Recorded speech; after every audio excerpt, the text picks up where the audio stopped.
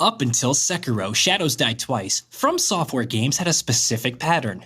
They used the same recipe of putting the players in a diverse world filled with menacing adversaries and engrossing NPCs, along with the more or less similar pattern of dying and then living again to fight another day. One has to wonder if at some point this long-running mechanic would eventually become trite and From Software would have to do away with its try again until you succeed approach with video games. After all, there's only so much that one can do with the tried and tested formula before apathy sets in. But then, From Software announced Elden Ring, an open-world Souls-like game. To be honest, I was skeptical about this approach. Initially, Elden Ring seemed to me like Dark Souls 4 but set in open world. But after spending dozens of hours with the game, my skepticism was washed away. Even though Elden Ring does what every Souls game before it has done, it also manages to do that in an open world that generates a quenchless desire to explore every possible nook and cranny. The end result is an inconceivable adventure, an experience unlike anything in any of From Software's previous works. Games developed by From Software have an unusual way of telling their stories, which is one of the many reasons why their experiences stand out amongst the competition.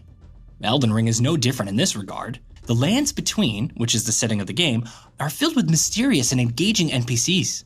As the game weaves an intricate tale of the player embarking on a treacherous journey to restore the titular Elden Ring, there is a close association of the main story beats with the side quests, and they all interconnect in an alluring way to tell a tale that would hold your interest consistently.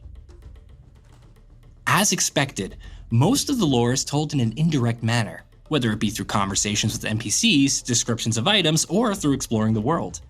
Yeah, the world of Elden Ring speaks to the player, not in an explicit way of course, but thanks to From Software's brilliant art style and its composition of dark, orchestral, and eerie music, the environments have a story of their own to tell.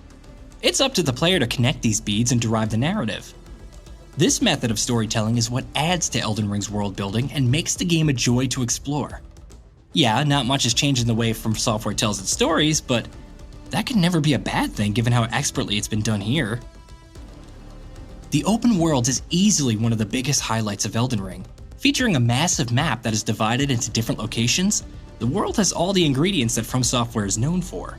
From secret locations and tunnels to dungeons and ruins, from towering castles to dilapidated residences, Elden Ring is home to some of the most eerie, dark, and depressing environments in the medium. However, what makes the open world truly stand out is that each and every location rewards you with something. In my travels across the lands between, I found hidden items, side quests, merchants, and what have you. If you reach a location and if you have the will to brave the dangers within, you will always be rewarded for your efforts. The game creates a sense of curiosity to visit those locations, so if you reach a ruin, for example, you will be compelled to go inside and find out what secret it holds. The critical path, barring the open world structure, remains similar to what we had in previous games, but the side quests can take you across the map too. Both, as expected from a Souls game, are excellently designed and the experience is elevated with each new tidbit, thanks again to the open world structure of Elden Ring. Elden Ring's open world also benefits from its vertical design.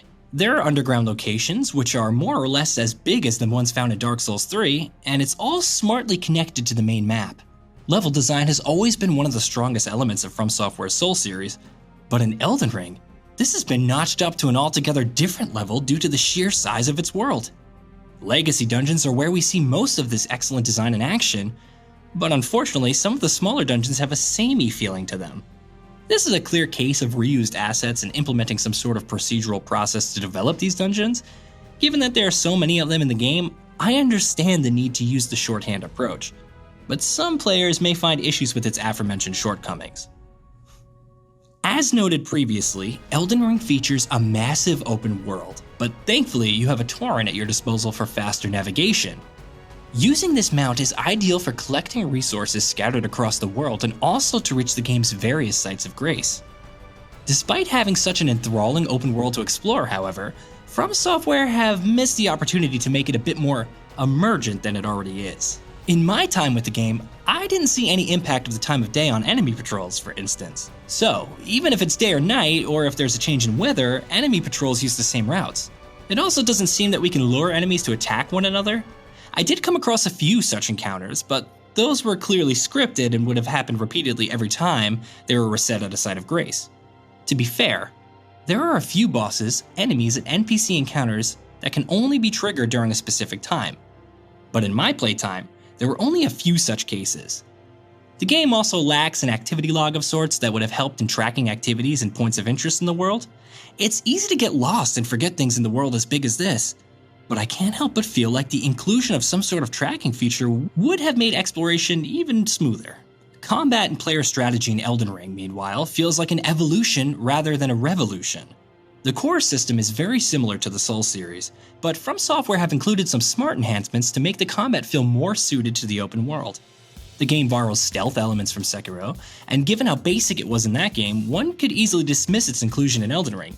However, I find myself sneaking around a lot in the game, thereby avoiding combat whenever I can. Granted, its use is limited to only specific situations, but it feels natural rather than like a system that has been tacked on, and several times I found it a viable strategy in dealing with enemies. There's also a dedicated jump button, which by the way also helps in platforming, allowing the player to take on flying enemies and the like. It's a small addition that makes a noticeable difference in gameplay. And then there's crafting. I mean, open world games and craftings always go hand in hand, right? Players will collect resources from various flora and fauna that are scattered across the world, and they can be used to craft crucial items like arrows, healing potions, firebombs, and much, much more. Its inclusion encourages exploration, and it helps when you're stuck in a no-win situation, like getting badly poisoned. Elden Ring offers an in-depth weapon customization through a new system that's called Ashes of War. When equipped, these give special abilities to your weapon, such as lightning, intelligence, scaling, damage negation, and a ton of other skills. Using Ashes of War can make a noticeable difference, and selecting the right one in the right situation can be critical. In one of my fights with the boss, using the right Ashes of War made it a cakewalk. And finally, we have horseback combat, which I found to be a complete blast. Fighting against the Sentinel tree whilst I rode Torrent full speed ahead as I stabbed my spear into its chest was a gratifying experience. Other than that, I also found it to be a great addition for traversal and, well, running away from enemies. The grand escape. Speaking of bosses, Elden Ring potentially has one of the largest rosters of bosses in any Souls game. However, thanks to the game's open world nature, their difficulty seems to be a bit more balanced compared to, say, something like Sekiro. Make no mistake though, these encounters are still tough as nails, and they will take a bit of trial and error approach if you want to take them out. Bosses are divided into several types, ones that you may encounter during your travels, and others that many spawn in a dungeon or side quest, and the ones that you need to defeat if you want to move ahead in a critical path. What makes bosses so interesting this time around, besides their intimidating movesets and phases, is their visual design and how well they gel with the environments. From Software has poured many details into their moves, armor, appearances, and even weapons. Heck, this also holds true for your average enemy. Elden Ring's attention to detail is just outstanding. I played Elden Ring on a PC. It has a decent suite of options ranging from global illumination, quality to depth of field, and I was able to run the game at 4K and 60 frames per second on my PC with an RTX 3080 Ti, Ryzen 9 5900X, and 32GB of memory. Unfortunately, I faced occasional dips in frame rate and the game would just lag. It's a shame because Elden Ring looks gorgeous thanks to its extensive use of volumetric and lighting effects. In closing, Elden Ring can best be described as the culmination of everything that From Software has learned in the last decade or so. Barring a few issues, it is an exceptional achievement in open world design. Very, very few games create that curiosity within player to explore the world so successfully, and Elden Ring is one of those games. I don't know what the future holds for From Software and whether they will continue to make open world Souls-like games, but if they can literally pioneer a whole new genre, then they may very well elevate the open world genre, which has been afflicted so commonly by bloat and blandness as well. So yes, it's best you prepare to die again. I can't wait for Elden Ring, guys. What were you guys thinking? Let me know in the comments below, and leave a like and check out some of these videos in the sidebar while you're here.